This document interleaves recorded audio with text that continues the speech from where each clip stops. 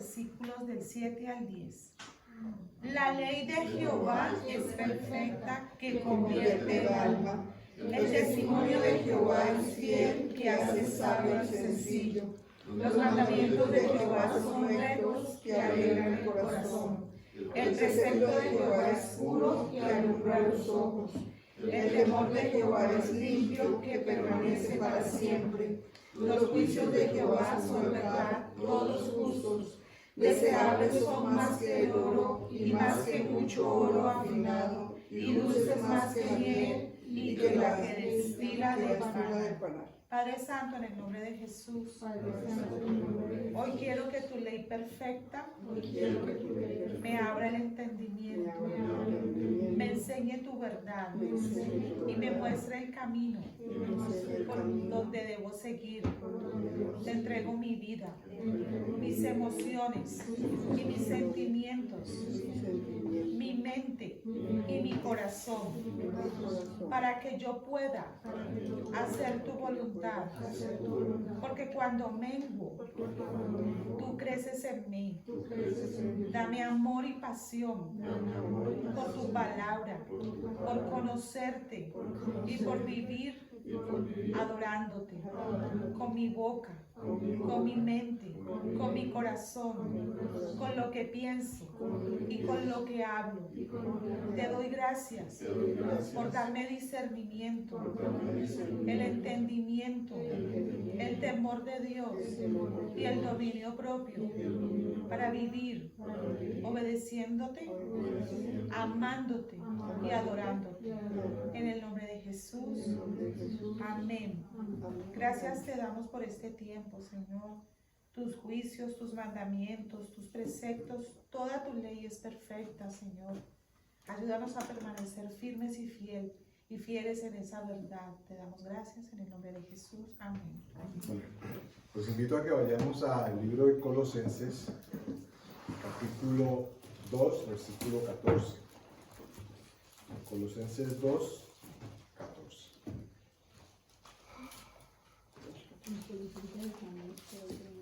Los colosenses están por donde están los ovejenses. Ahí lo encuentran fácil.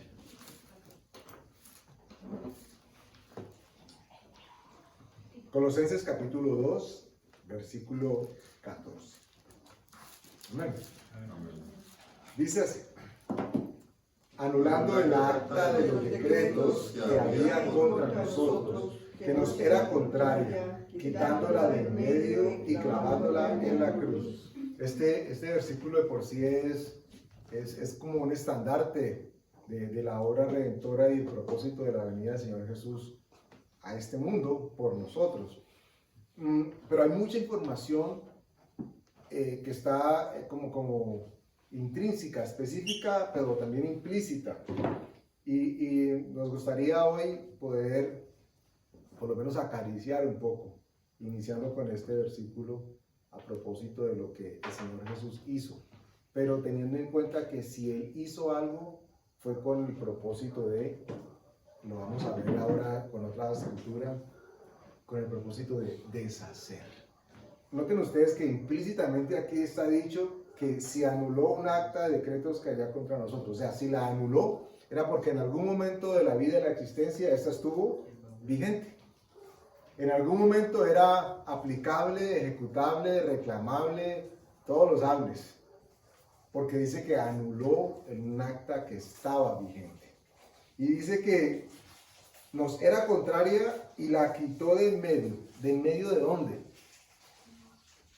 De nosotros. Ok, si nos ubicamos nosotros como... Exacto, como argumento, como precedente.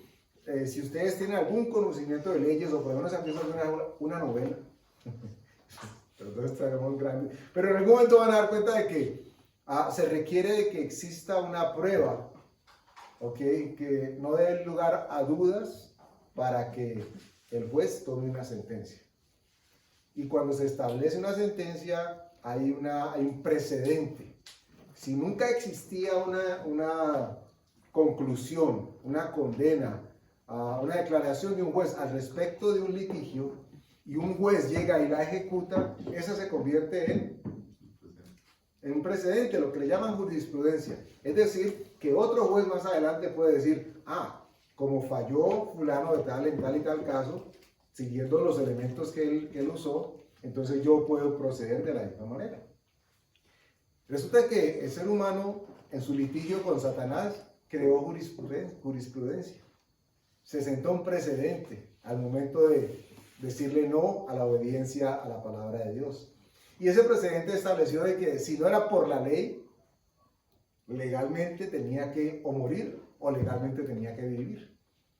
Y Dios, en medio de su misericordia, establece ese decálogo inicialmente, que es el que marca el derrotero de qué es lo que el ser humano debería hacer o no debería hacer para agradar a Dios.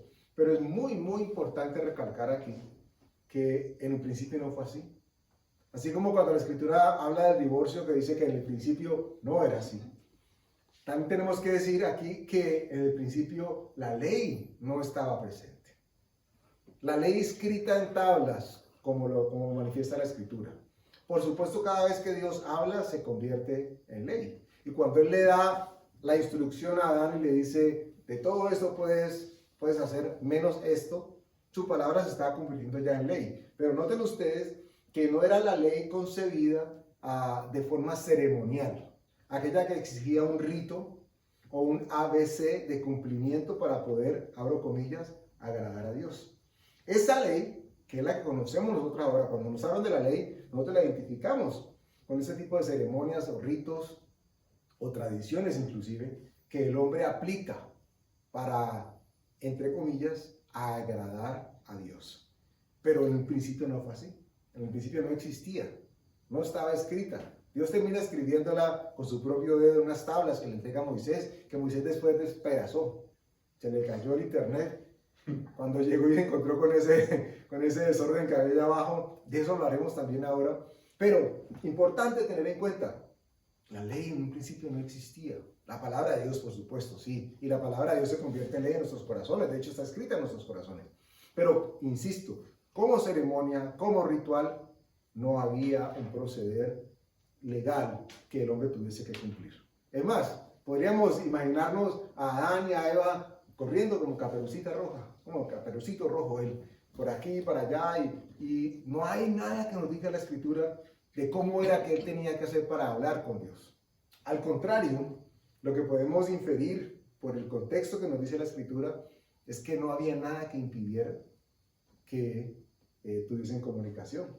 Es más, como que estaba tan libre esa comunicación del hombre con Dios que no necesitaban absolutamente de paso 1, paso 2, paso 3 para agradar a Dios. El hecho de que Dios hubiese creado al hombre y lo hubiera puesto en el jardín, en el huerto, estaba diciendo que Dios estaba, como dice al final del sexto día, que vio Dios todo lo que había creado y le pareció que era bueno, no solamente bueno, dijo, en gran manera. Es decir, que la comunión y la comunicación de Dios con el hombre era perfecta y él no necesitaba decirle al hombre cómo era que tenía que venir a comunicarse con él o qué tenía que hacer para agradarle.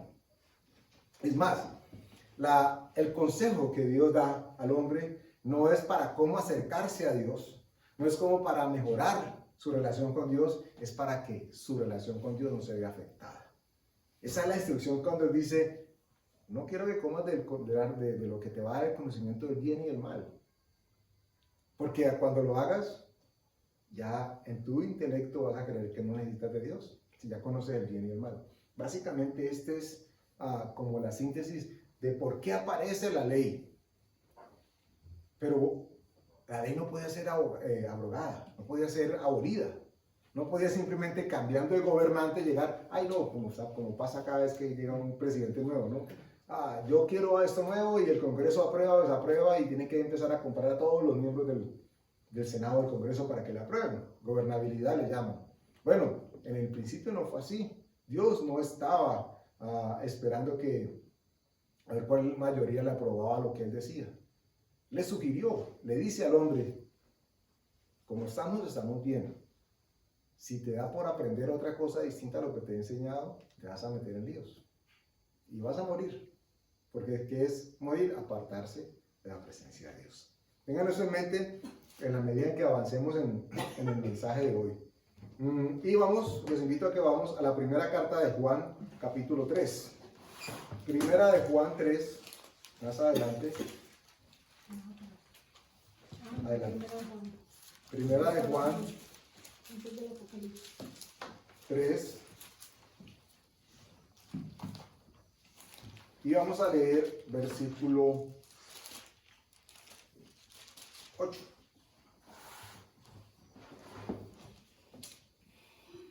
Amén.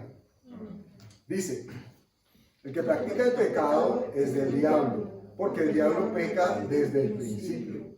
Para esto apareció el Hijo de Dios, para deshacer las obras del diablo. Y este versículo es delicioso. Si empezamos a anidarlo, a unirlo y a secuenciarlo con todo lo que Él dice en su escritura. Pero dice que, miren, casi que me atrevería a decir parafraseando. Cuando la escritura dice que para esto apareció el Hijo de Dios. ¿Para qué apareció el Hijo de Dios? ¿Para salvarnos?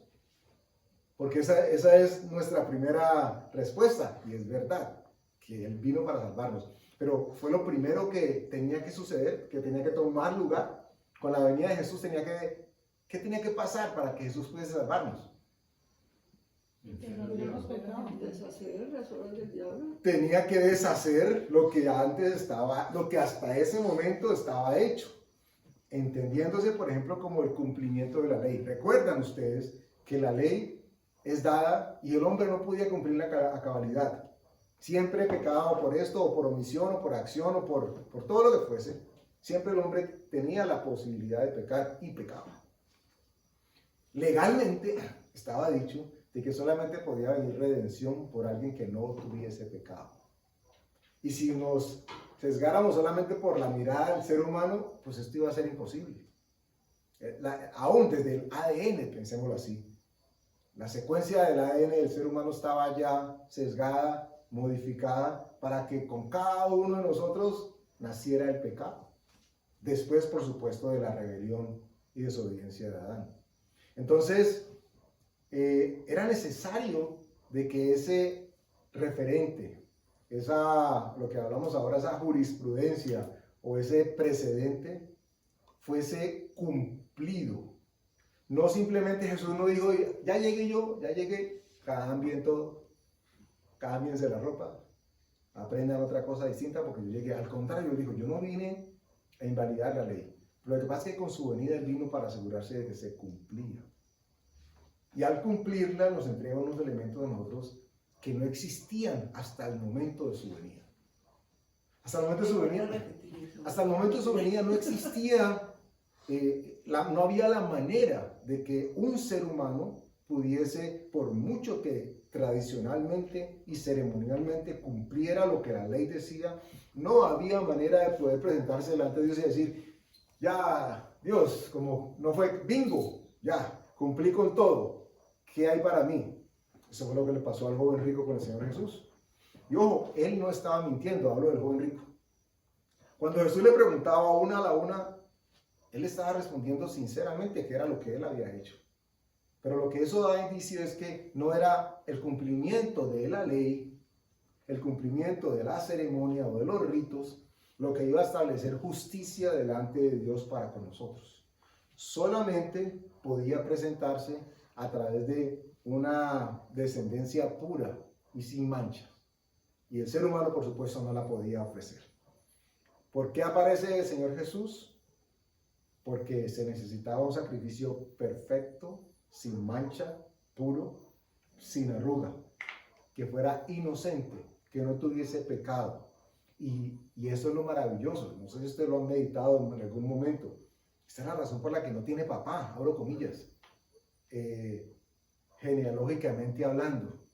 Esta es la razón por la que tiene mamá, pero la simiente, quien da esa chispa para que se genere la vida, que es la unión del espermatozoide con el óvulo de la mujer, no va a permitir que se dé algo, sino que sea humano. Y en la participación de la concepción del Señor Jesús está el recipiente que es María, pero quien genera pongámoslo así, la chispa de esa vida, el impulso de esa vida, la Escritura nos dice que es engendrado ¿por quién?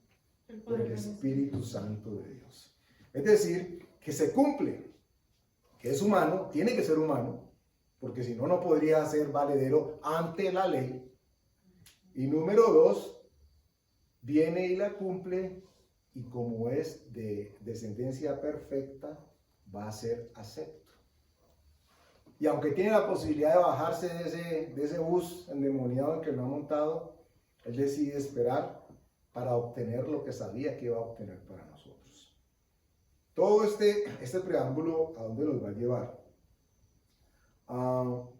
Ustedes recordarán, y vamos a ir citando unos cuantos versículos, ustedes recordarán que en la segunda carta de los Reyes, y si no lo recuerdan lo menciono, la Escritura nos cuenta cómo fue el desarrollo, o más bien el desempeño histórico de cada uno de los reyes que llegaron después de que nos contaron toda la historia de David. Además, son los descendientes de David. Y hay una constante en la narrativa, o la narración que nos hacen de ellos. Ustedes recordarán. Siempre decían, y reinó fulano de tal cuando tenía 20 años y reinó durante 2 años.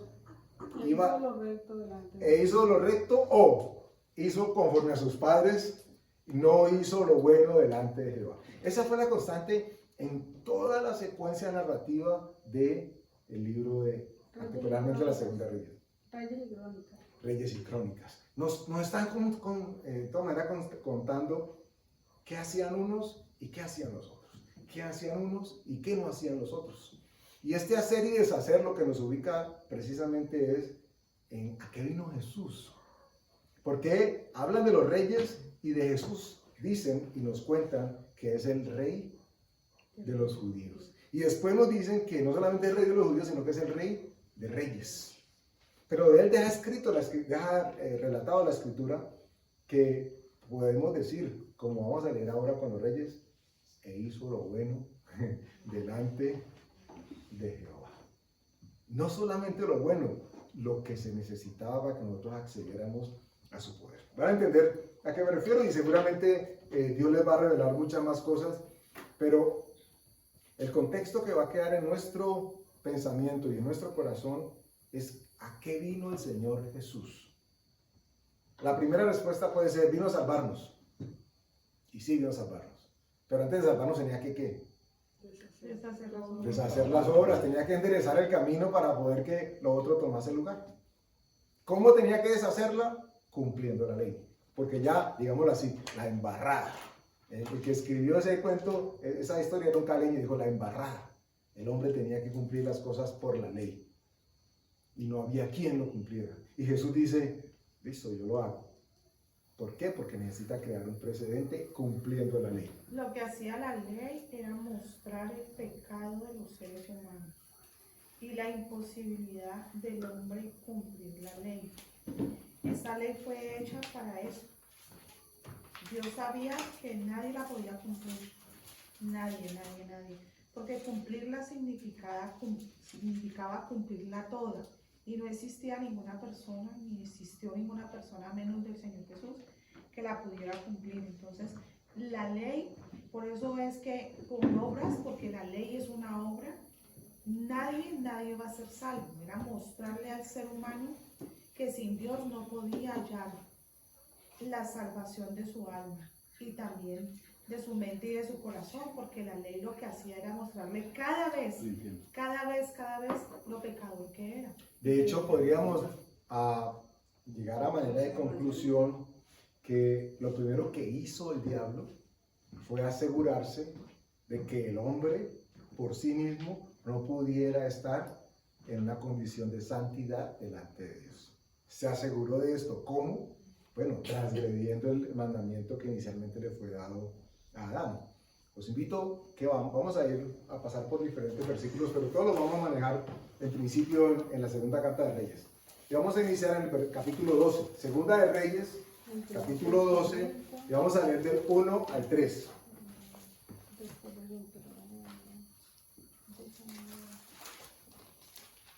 Segunda de Reyes, capítulo 12, versículos del 1 al 3. ¿Ya lo tienen?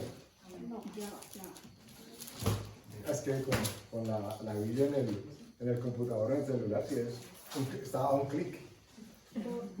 Segunda de Reyes 12 del 1 12 de 2. El capítulo 12, el versículo 1 al 3. ¿Amén? Amén. Listo, dice así. En el 7º año de Jehú comenzó a reinar Joás y reinó 40 años en Jerusalén. El nombre de su madre fue Sibia de Beerseba. Y Joás hizo lo recto ante los ojos de Jehová todo el tiempo que le dirigió el sacerdote Joiada. Con todo eso, los lugares altos no se quitaron, porque el pueblo aún sacrificaba y quemaba incienso en los lugares altos. Y va a ser muy, muy constante este tipo de relato y cómo nos están narrando lo que pasaba. Llegaba un rey torcidísimo, que seguramente lo hubieran dicho que era un político colombiano, perdón, un político corrupto colombiano, para aclararle que hay corruptos.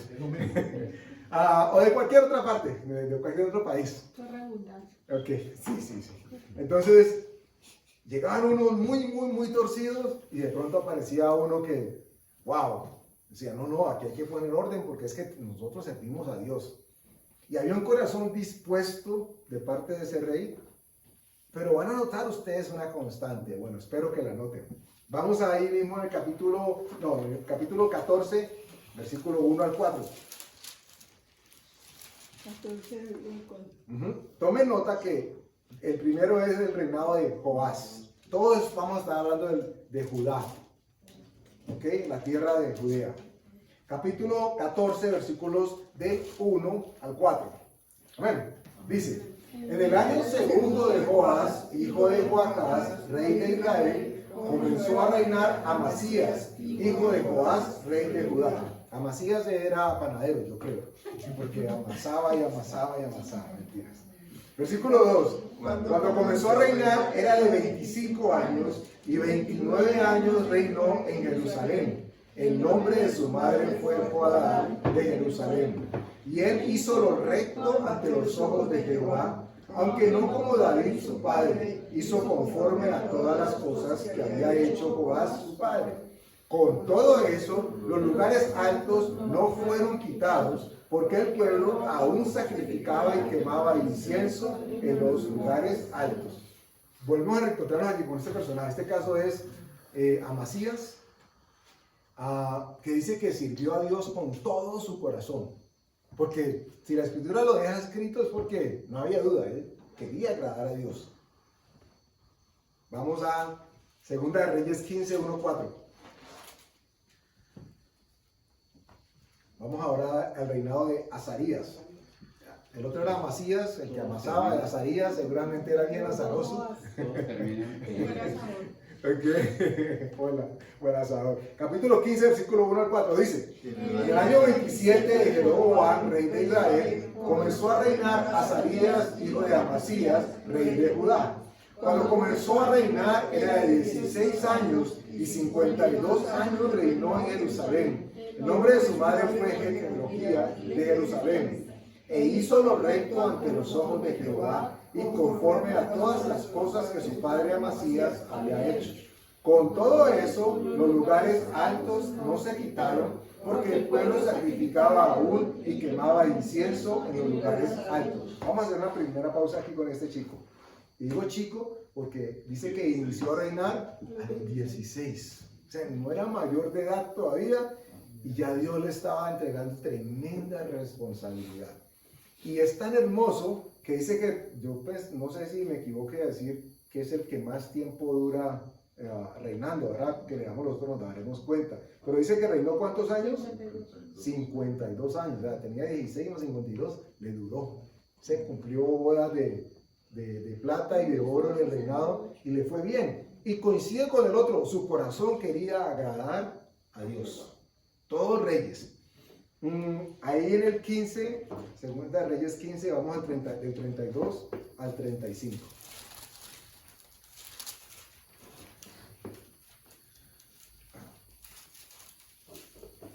¿Amén? Este es Jotán. Este le gustaba mucho hacer la J grande. Versículo 32. En el segundo año de Peca, hijo de Rematías, rey de Israel, comenzó a reinar Jotán, hijo de Uzías, rey de Judá. Cuando comenzó a reinar era de 25 años y reinó 16 años en Jerusalén. El nombre de su madre fue Jerusa, hija de Sadoc. Y él hizo lo recto ante los ojos de Jehová. Hizo conforme a todas las cosas que había hecho su padre Uzías. Con todo eso, los lugares altos no fueron quitados, porque el pueblo sacrificaba aún y quemaba incienso en los lugares altos. ¿Qué hemos encontrado hasta este momento de coincidencia en estos 4 o 5 reyes que hemos mencionado? Que todos quemaban incienso en los lugares altos. Que todos hicieron lo recto, pero sin embargo, sabiendo que no estaba bien el que la gente adorara en los lugares altos, se hacían los locos y dejaban que la gente hiciera lo que quisiera para que no ir en contra del pueblo. ¿Dónde dice eso?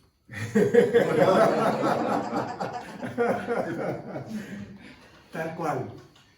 Hay una coincidencia en el proceder, en la actitud y en el accionar de todos los que estaban allí.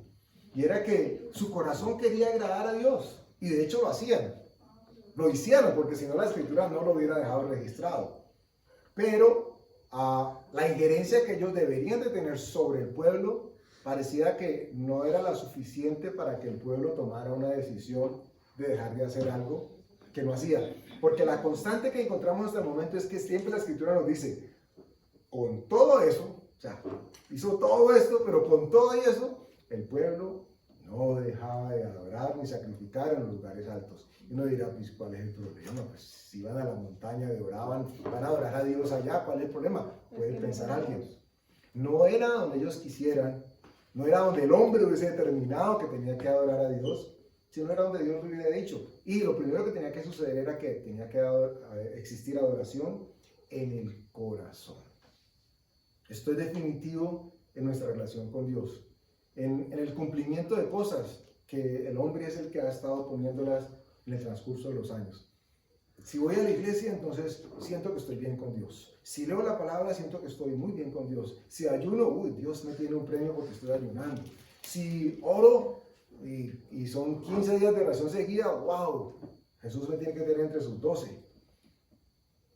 Y todo eso hay que hacerlo. O por lo menos hay que querer hacerlo. Pero no es eso lo que nos garantiza intimidad con Dios. Cumplimiento de la manera en cómo queremos adorar a Dios. Es decir, que la adoración que Dios espera que tome lugar en nosotros tiene que suceder primero que todo y ojalá, segundo que todo, en nuestros corazones. Al punto que la Escritura dice que ahora nosotros somos templos del Espíritu Santo de Dios. O sea, si en alguna parte Dios quería que hubiese adoración, la estableció ahora en nosotros su templo. ¿Ok? Entonces dice que no quitaron los lugares altos, porque el pueblo sacrificaba aún y quemaba incienso en los lugares altos. Vamos al capítulo 18, versículo 1 al 4. Reinaba Ezequías. Amén. Ezequías. Este no era el de las sequías. Versículo 1 dice: en el tercer año de Oseas, hijo de Elá, rey de Israel, comenzó a reinar Ezequías, hijo de Acaz, rey de Judá. Cuando comenzó a reinar era de 25 años y reinó en Jerusalén 29 años. El nombre de su madre fue Abí, hija de Zacarías. Hizo lo recto ante los ojos de Jehová, conforme a todas las cosas que había hecho David su padre. Él quitó los lugares altos y quebró las imágenes y cortó los símbolos de acera e hizo pedazos la serpiente de bronce que había hecho Moisés, porque hasta entonces le quemaban incienso los hijos de Israel y la llamó Nehustán. Parecía prima de Satán, algo así. Eso sí quitó los lugares. Él toma la decisión de no solamente querer servir a Dios con todo su corazón, sino que hizo lo que Dios estaba esperando que sucediera con todos los reyes anteriores. Pero tomó una decisión que es complicadísima. No sé si ustedes la alcanzan a mirar en lo que acabamos de leer. Complicadísima, porque dice que Moisés había hecho, ustedes recordarán, la serpiente cuando el pueblo peca contra Dios y empiezan a ser mordidos por las serpientes, y es mismo Dios el que le dice a Moisés, hazte una serpiente de bronce, ponla en la parte, en el asta, arriba, y cuando ellos sean mordidos y miren arriba, van a ser sanos de la mordedura de la serpiente, el veneno no les va a hacer nada. Moisés hizo esa serpiente y la llevó para el templo. Y ahí estuvo en el templo. Y entonces digo que es una decisión complicadísima, porque ustedes recordarán que la carta de navegación de hacia dónde iba el pueblo la estableció Dios por medio de ¿quién? Moisés. Y es el mismo Dios el que le dice a Moisés, hazte la serpiente. Ahora, la escritura no registra de que le había mandado a guardarla en el arca como hizo con el maná y con las piedras, con las tablas, perdón, y con la vara de Aarón. No lo registra, entonces juguemos un poquitico con esta figura. Si no lo registra, pero lo cierto es que el pueblo quedó por boca e instrucción de Moisés, ofreciendo en lugares altos incienso, y dentro de lo que ofrecían o a quien le ofrecían estaba allí la serpiente. O sea que llega este rey y dice, ¿qué están haciendo? Pero venga, es que eso lo hizo Moisés, la instrucción se la dio Dios.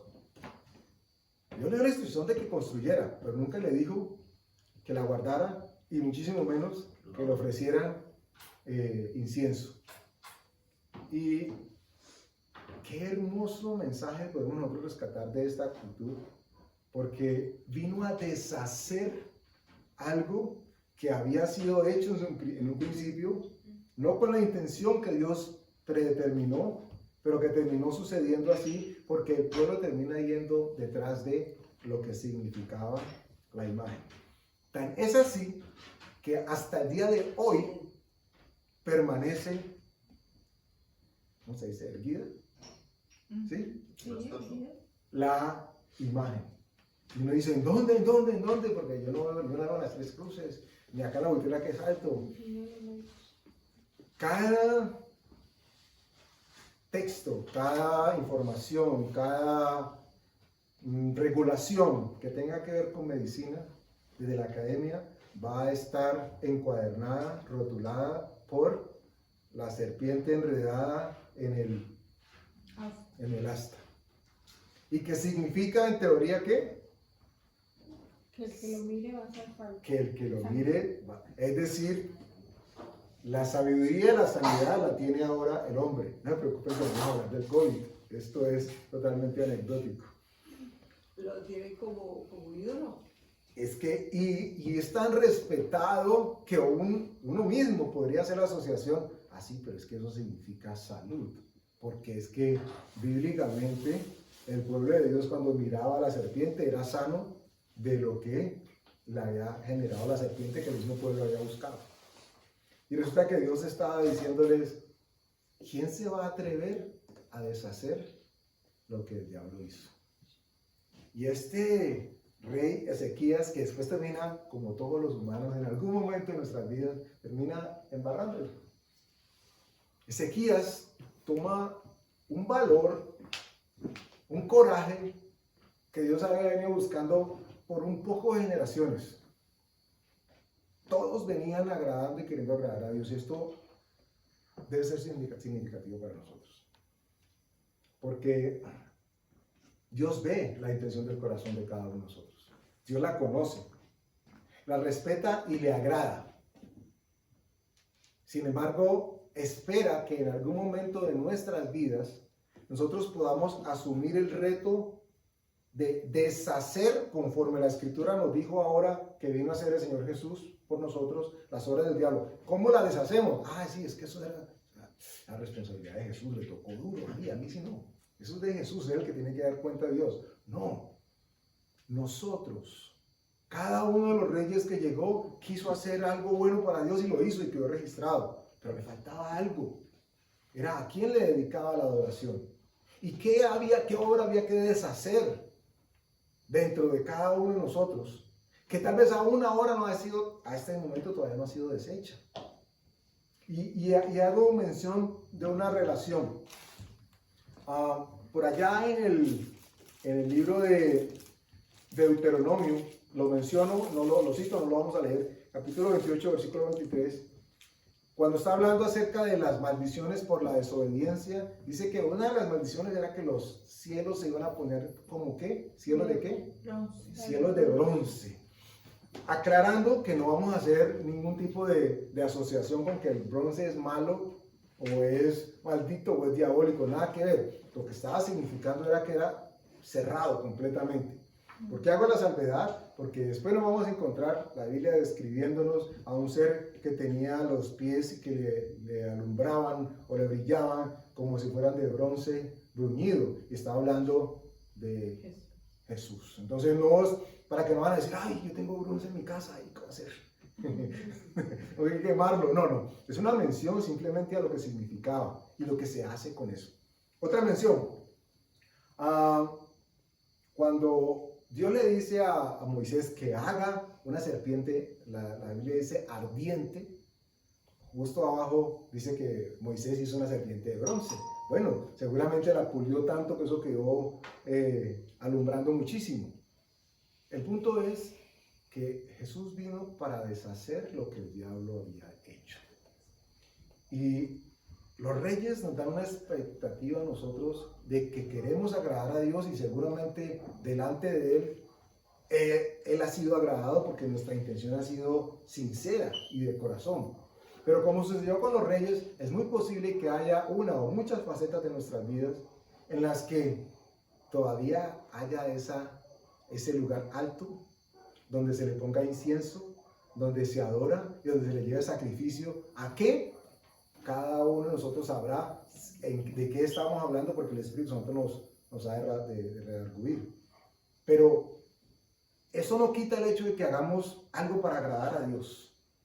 Lo que Dios está esperando, como sucedió con este rey, es que alguien tome la decisión de deshacer esto que estaba hecho. ¿Qué puede significar en nuestras vidas? Algo que nosotros digamos, pero yo estoy bien con Dios porque yo oro, leo, ayuno, intercedo, voy a la iglesia, diezmo, yo estoy bien con Dios. Por eso no tengo que preocuparme por dejar de esto de lado o por no tener que acomodar esto de frente.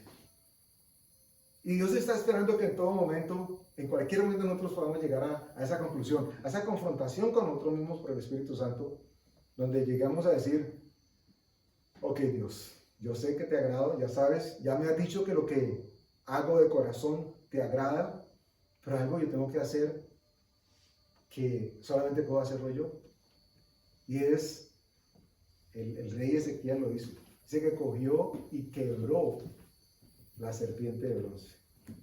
Le tuvo que haber dado duro. No sé si al fuego, no sé si a punta tuvo que haber sido de moldeándola, pero la partió, la despedazó. Lo que significaba la serpiente en el pueblo. Le ofrecían incienso, es decir, habían puesto esperanzas en esto. ¿Qué área de nuestras vidas nosotros hemos puesto tal esperanza que pareciera que por momentos a esa área le ofrecemos sacrificio? Y me dice, Andrés, ¿cómo así? ¿Qué estás hablando? ¿Sacrificio? No, yo no. Pero recuerden, el continuar llevando, por ejemplo, emociones, o el continuar llevando circunstancias que exalten esta postura, lo que puede significar es que es un área de mi vida con la que yo me siento muy cómodo, y entonces, como yo sigo agradando a Dios, esta área, pues yo la puedo seguir dejando así. Y Dios está esperando que nosotros digamos,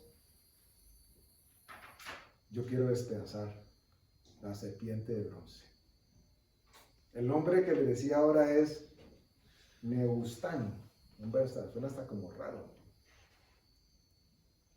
Tomó el coraje suficiente un rey para venir a hacer algo que inclusive desde lo religioso era todo un reto.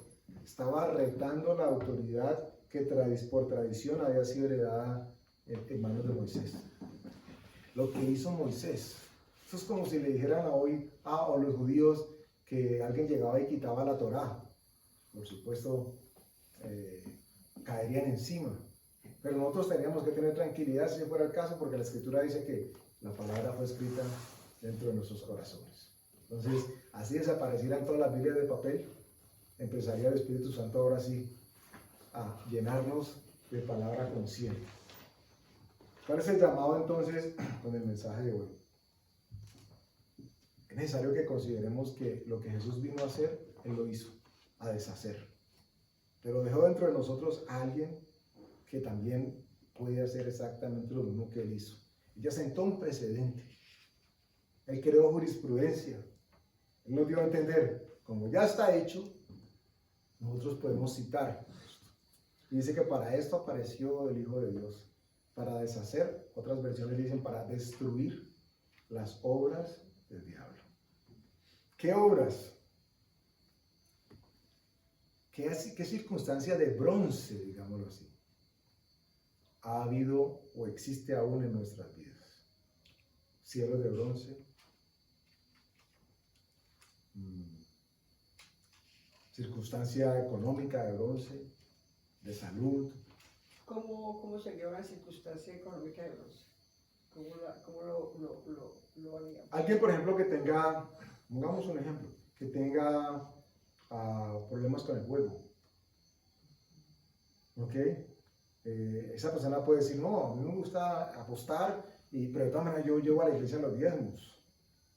O yo ofrendo, pero yo separo mi platica para mi apuesta, porque es que yo ya le cumplí a Dios, ya agradé a Dios, ahora lo que queda es mío. Y con lo que queda, yo estoy agradando a Dios. Es que esa es la pregunta que tenemos que hacernos. Esa era la pregunta que Dios esperaba que hicieran todos los reyes. Con lo que el pueblo está haciendo, ¿están agradando a Dios? Entonces, desde la economía pueden surgir muchísimas cosas. ¿Qué manejo le estoy dando a mis finanzas? ¿Cómo estoy administrándolas? Sé que hay algo que no es del todo correcto, pero como agrado a Dios, entonces de todas maneras lo hago porque pues Dios tiene misericordia y me guarda y aún me sigue prosperando. Pero está esperando que en algún momento yo diga, yo quiero tumbar esa serpiente. Porque ella lo que busca es gloria para sí misma. No se la da a Dios. Además está camuflada porque no son no es la imagen de la reina Cera, ni la de la Virgencita, ni de no sé qué, sino que viene de Dios. Viene válido totalmente el comentario. Es que es más, por eso les decía ahora la asociación que tenemos con el tema salud. Ya no nos imaginamos, ojo, la serpiente que vemos en el asta que tipifica lo de la salud, no es la serpiente que nos ha mostrado o con la que hemos imaginado que le están ofreciendo la manzana a Eva. No es la misma. O sea, en nuestro imaginario no estamos hablando del mismo personaje. ¿O sí? No, para nada. Hablo desde lo que me imagino. Yo veo esa serpiente alrededor del asta y la veo en un edificio médico, digo, ¡ay, qué bendición! Porque eso significa salud. Pero yo veo la misma serpiente en un árbol con una manzana y ¡ay, qué miedo! Ese es el diablo. Y ambas quieren robar la gloria, el sacrificio y la adoración que solamente tiene que ser dada a Dios. Una de una manera abierta y descarada y la otra de una manera muy sutil. Pero en cualquier caso, y disfrazada. En cualquier caso, Dios dice que nos ha sido dado el derecho y tenemos las armas para deshacer las obras del diablo. Aún en nuestras vidas. Miren ustedes que esto puede ser aplicado inclusive al tema de herencia generacional, maldiciones generacionales. Uno podría perfectamente, siendo bíblico con la escritura, decir, ok, entonces yo puedo deshacer. Claro, pero yo tengo que empezar en el templo que Dios dice ahora que es su templo. Tengo que pensar en mí y lo que yo doy. Y entonces eso va a trascender. Y yo empiezo a deshacer en mí y puedo entonces empezar a deshacer en. Jesús empezó deshaciendo, no cogió a una persona en particular. Él dijo, ay, ¿con quién empezamos a desmanejar eso? Está como enredado. Él se cogió, se ubicó a sí mismo, dándose cuenta de que era a través de él mismo que podía iniciar. Entonces nosotros no debemos esperar de que esa ayuda o ese desenrede aparezca por la intervención de otro. Siempre va a iniciar desde nosotros mismos. Porque Dios nos ha dado el poder para que podamos deshacer lo que el diablo haya hecho en nosotros.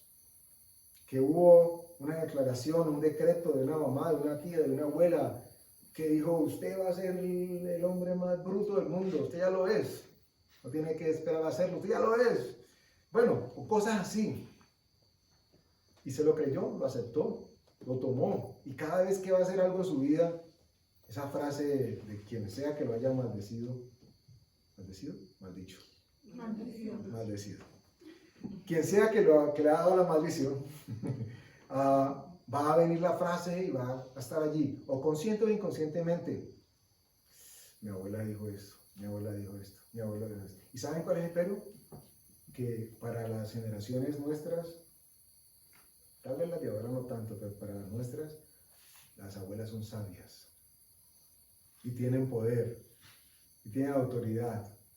Entonces hacemos esa asociación, como son sabias, es decir, conocen, tienen sabiduría y tienen autoridad, lo que dijo, eso es palabra de Dios. Es una asociación muy, estoy siendo ligero al esbozarla así, pero toma lugar en nuestras vidas. Hasta que llega un momento en que decimos, un momento, la maldición no tiene que venir sobre mí.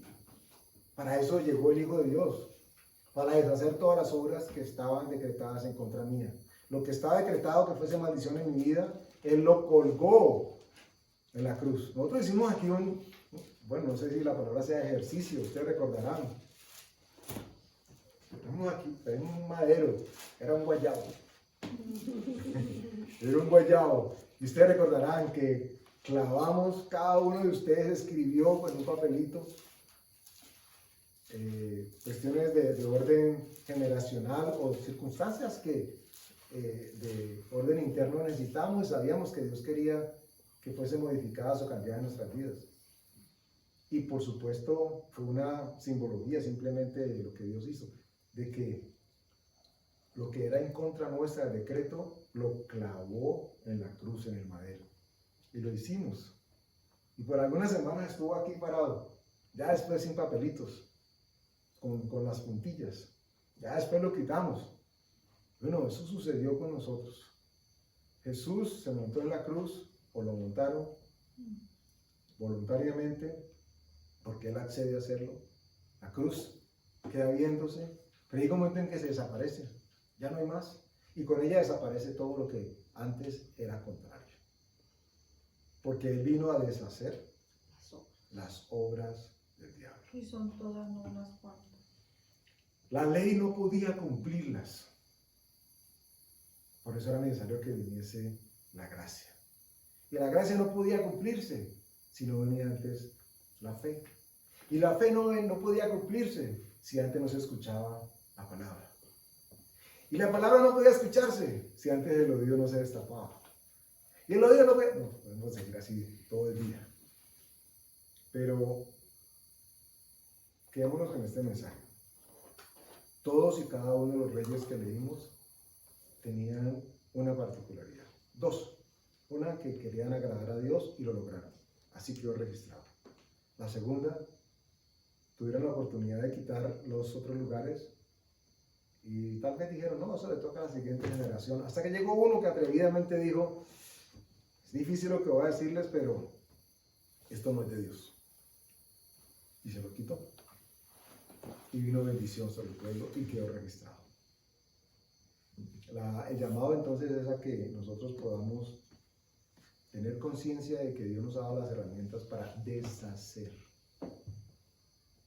No para edificar sobre aquello que nos hace daños. Y por supuesto estoy hablando de las cosas que sabemos que no nos alimentan o que no nos producen, no nos edifican.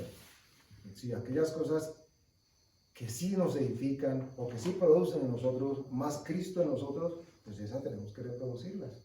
Pero aquellas que cuando se da la oportunidad sale algo que sabemos que no es lo de Dios, bueno, eso es un ejemplo para decir, ok, hay algo todavía en mí que evoca esta respuesta o esta manifestación o esta actitud, y es importante tenerlo en cuenta, porque tengo la oportunidad de deshacer. Si Jesús lo hizo, y dice la Escritura que Él vino a hacerlo por nosotros, y ahora nos dice que ya nos dio las herramientas para que lo hagamos, significa que podemos hacerlo. Y vamos a agradar a Dios. Si ya lo venimos agradando, qué bendición. Ahora con mayor razón, si tomamos la actitud que Él espera que tomemos. Sobre todo, acuérdense, siempre va a ser porque Él quiere lo mejor para nosotros. No es porque nos quiere fastidiar la vida, es que eso nos va a traer bendición. Acabo con esto.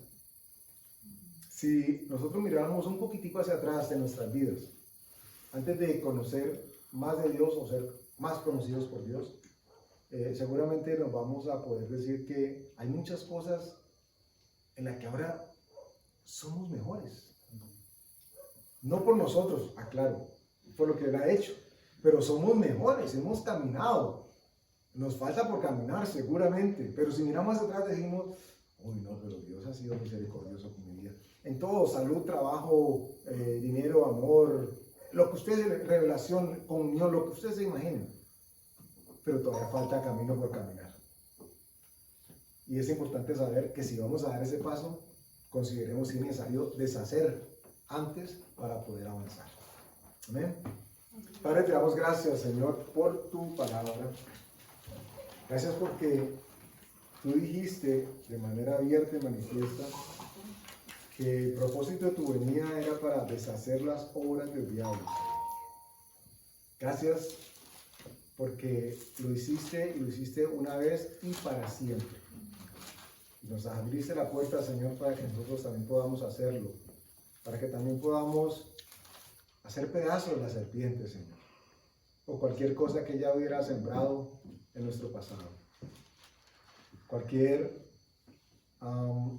pensamiento, Señor, que asociemos con que podemos confiar en aquella o en otra persona, o en esta circunstancia, o en aquella empresa. Señor, que recordemos que nuestra confianza solamente puede y debe estar puesta para nuestra conveniencia en ti, Señor. Que podamos despedazar todo aquello que se hubiese levantado en contra de tu conocimiento, Padre. Gracias porque eres tú quien nos redarguye por la presencia de tu Espíritu Santo en nosotros. Y permite, Señor, de que podamos queriendo seguir agradarte, Señor. Y que lo logremos, Padre. Te damos gracias en el nombre de Jesús. Amén.